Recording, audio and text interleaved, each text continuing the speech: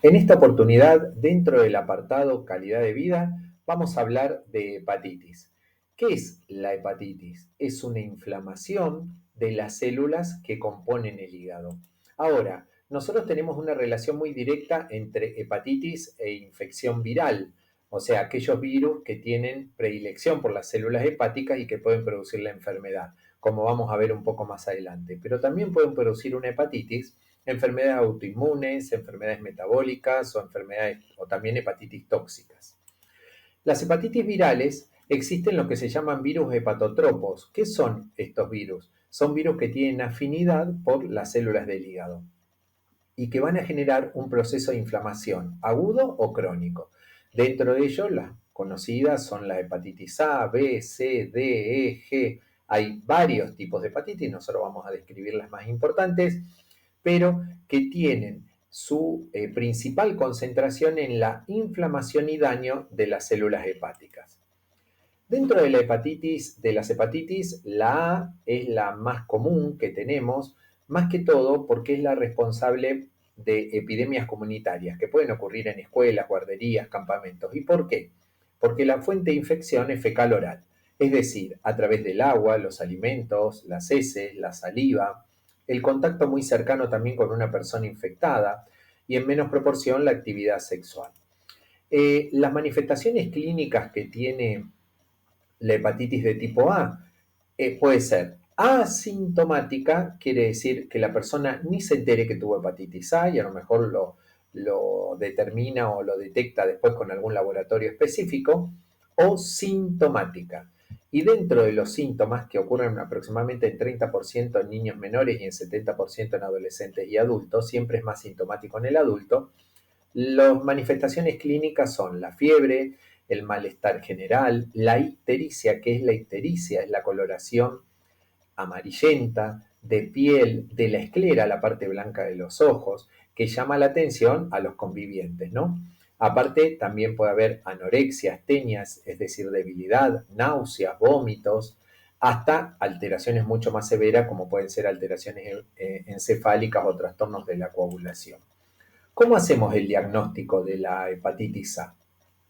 Básicamente por laboratorio, en el cual podemos pedir análisis específicos de anticuerpos contra esa hepatitis o también análisis clínicos que hacemos de funcionalidad hepática, como puede ser la TGP o la TGO, que son enzimas que generalmente se elevan muchísimo cuando un paciente está cursando un cuadro agudo de hepatitis. Si nosotros hiciéramos una ecografía, no vamos a encontrar muchas cosas, salvo una leve hepatomegalia, que es un aumento del tamaño del hígado.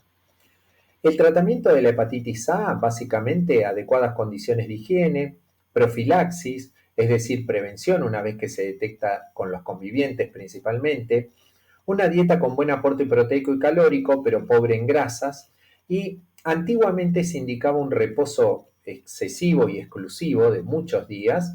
Hoy solamente se indica el reposo que el organismo requiera, es decir, a demanda.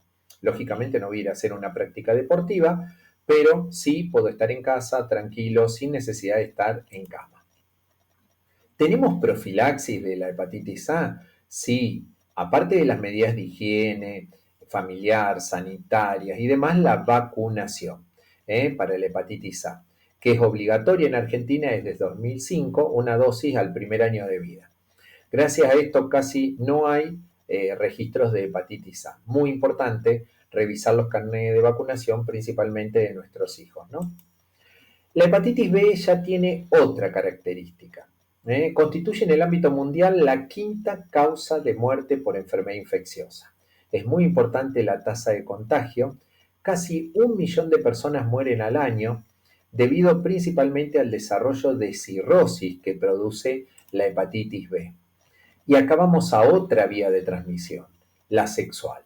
El 80% de los contagios de hepatitis B es por enfermedad por transmisión sexual, es decir, se considera una enfermedad de transmisión sexual. También puede haber una transmisión vertical, quiere decir de madre a hijo en paciente embarazada. Puede ser también por sangre, hemoderivados y drogadicción, pero ya la sangre y hemoderivados, cuando uno recibe una transfusión, es totalmente evaluada y descartado todo este tipo de patologías antes de incorporar esa sangre con posibilidad de darla a otra persona, ¿no? Por eso también intervienen como posibilidad de contagio tatuajes, acupuntura, piercing, prácticas médicas y odontológicas no seguras. O sea, muy importante que tengamos presente siempre las medidas de bioseguridad de los elementos que utilicemos. La transmisión sexual de la hepatitis B es muy alta. Y de hecho, fíjense, nosotros le tenemos mucho más miedo al HIV y el virus de la hepatitis B es 100 veces más contagioso que el virus del HIV. Por ende, se ha detectado en sangre, en semen, en fluidos vaginales, en determinados líquidos del cuerpo como el líquido cefalorraquídeo, saliva, lágrimas y leche materna, esto último con poca capacidad infectante. Pero muy importante tener presente que se la considera hoy una enfermedad de transmisión sexual a la par de el HIV, la sífilis y la gonorrea. La hepatitis B debe ser considerada una ETS o una enfermedad de transmisión sexual, siendo prevenible con vacuna y uso adecuado de preservativo. Lo que tenemos positivo ahora es que nosotros tenemos la posibilidad de una vacuna para poder prevenir esta enfermedad. ¿Cómo hacemos el diagnóstico? También con laboratorios específicos y estudios complementarios. Lógicamente el paciente puede debutar con un decaimiento general que lo lleve, o una ictericia, esto de poner la piel amarilla, que me lleve a un médico a poder evaluar esta situación. La inmunización consiste en 3 dosis de vacuna de hepatitis B, 0, 30 y 180 días. Se encuentra dentro del calendario obligatorio de vacunación y cualquier adulto o joven no vacunado puede recurrir a cualquier centro de salud y es de aplicación gratuita. Es una de las vacunas del plan de inmunizaciones de adulto junto con antitetánica y triple viral. ¿Tiene tratamiento la hepatitis B? En realidad se utilizan determinados productos que tratan de inhibir la replicación viral. Todo esto ha progresado muchísimo y hace que la hepatitis B pueda cronificarse y no lleve, por ejemplo, al paciente al riesgo de muerte. La hepatitis C había sido conocida antes como no A no B, es decir, aquella hepatitis que no le encuadraban dentro de las dos hepatitis anteriores, le pusieron hepatitis no A no B, después se pasó a llamar C. También en nuestro país es baja la prevalencia, la vía de transmisión principalmente con antecedentes de transfusiones, pero antes de 1994, que no se había descubierto el virus. O sea, generalmente podemos ver estos contagios en pacientes de avanzada edad. También drogadicción, más que nada por práctica endovenosa, práctica médica no segura, exactamente igual, pero no tenemos tampoco la prevalencia de la vía sexual como es para la hepatitis B.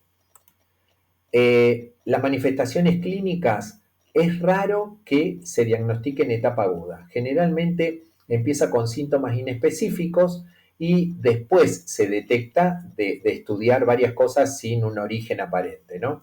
La evolución hacia formas fulminantes es excepcional. También se diagnostica por laboratorio, por semiología, o sea, por examen clínico, por ecografía y estudios complementarios más avanzados. ¿Tiene tratamiento la hepatitis C? También. Antivirales de acción directa que vinieron o aparecieron, que son modernos lógicamente, y que evita que la infección progrese a formas mortales, o sea, quede como en un proceso crónico que el paciente, por el cual el paciente puede vivir con los cuidados necesarios, ¿no? La hepatitis E es otro tipo de hepatitis, es similar a la hepatitis A, también se traspasa por agua, por heces y también por vía sexual. No es característica de Argentina, pero solo quería nombrarla porque en algunas pacientes embarazadas puede generar forma fulminante. La hepatitis G está recientemente, descubierta y está asociada a pacientes trasplantados o con hepatitis C. Ahora, también tenemos otras hepatitis que pueden generar una inflamación de las células del hígado. Una de ellas, la hepatitis autoinmune. ¿Qué sería la hepatitis autoinmune? nuestros mismos anticuerpos, nuestras mismas defensas, actúan contra las células del hígado. Por fenómenos inexplicables, nuestro cuerpo es como que empieza a atacar a parte de su propio cuerpo, entre ellos los hepatocitos. La mayor incidencia se ve en mujeres en edad media, que hasta hay veces puede terminar en trasplante hepático. Se encuentra asociado a diabéticos tipo 1, tiroiditis, anemias hemolíticas, o sea, determinadas patologías, enfermedad celíaca y otras enfermedades autoinmunes que muchas veces pueden realizar un tocamiento hepático.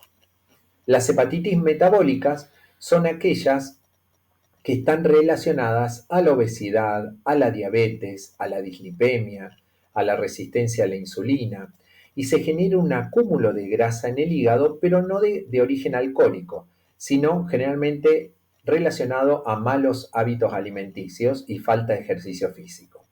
También el diagnóstico es por laboratorio, pero el tratamiento acá es muy importante, una dieta, una disminución de peso, ejercicios físicos, evitar lógicamente el alcohol y las drogas hepatotóxicas, porque por ahí esta hepatitis metabólica también puede evolucionar de manera agresiva.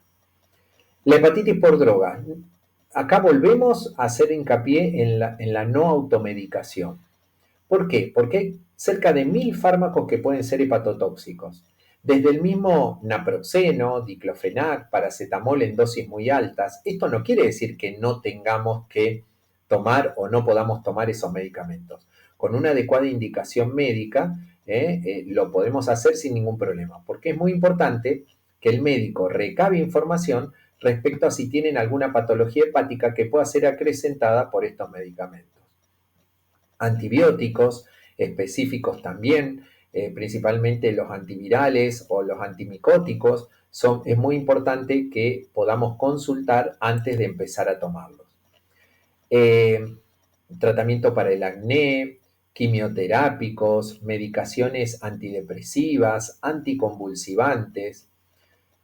Ya sabemos que los anticonceptivos no generan hepatotoxicidad, pero sí una paciente que tiene un problema hepático no debe tomar anticonceptivos, por ejemplo, por vía oral, puede usar otras vías de administración.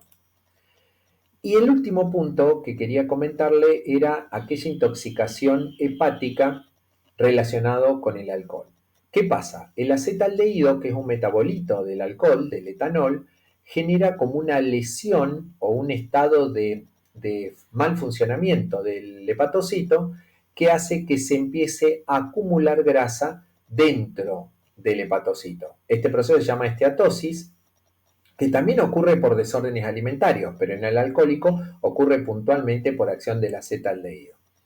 Esto que puede generar una hepatitis aguda o crónica, por eso hablamos de dosis permitidas de alcohol, hasta 400 centímetros cúbicos de vino o hasta 600, 800 centímetros cúbicos de cerveza por día, el hígado está preparado a metabolizar. Valores superiores a esos, el hígado puede tener intoxicación. El sexo femenino es el más susceptible de desarrollar patología y tiene que ver también el consumo continuo versus el consumo discontinuo. Es una tarea muy importante con nuestros hijos el poder comentarles esto, el que sepan que lógicamente a lo mejor a la edad joven no van a tener alguna lesión, pero sí el efecto continuado del alcohol sobre el hígado en exageración puede generar hepatotoxicidad. La detección precoz y la prevención es lo más importante hacer aquí, o sea, el interrogatorio, estudiar la familia, ver un poquito claramente qué tipo, qué cantidad, qué tiempo lleva de ingesta de alcohol. También ver signos clínicos. Muchas veces nos encontramos con el paciente que tiene una hipertrofia parotidia de las glándulas que están a los costados de la mandíbula o un aumento del tamaño de sus mamas, se llama ginecomastia. Eso es por disminución de la testosterona que produce un consumo excesivo de alcohol, principalmente en el varón. Entonces, muy importante tener presente estos signos que me pueden llevar a diagnosticar una enfermedad de manera, digamos, temprana y poder tratarla. Laboratorios va a haber, pero hay una enzima que se llama gamma GT, gamma glutamil transeptidasa, que es muy sensible a elevarse cuando el paciente tiene excesos con alcohol y medicamentos. Para terminar, quiero recordarles que en julio se celebra el Día Mundial contra la Hepatitis. Importante vacunarse para la hepatitis B, que es la que tenemos vacuna disponible, cuidar nuestro hígado con acciones saludables como el ejercicio físico, la dieta sana, el no consumo de alcohol desmedido y el consumo regulado de medicamentos controlado por un médico son las mejores acciones como para poder prevenir un daño hepático. Muchas gracias.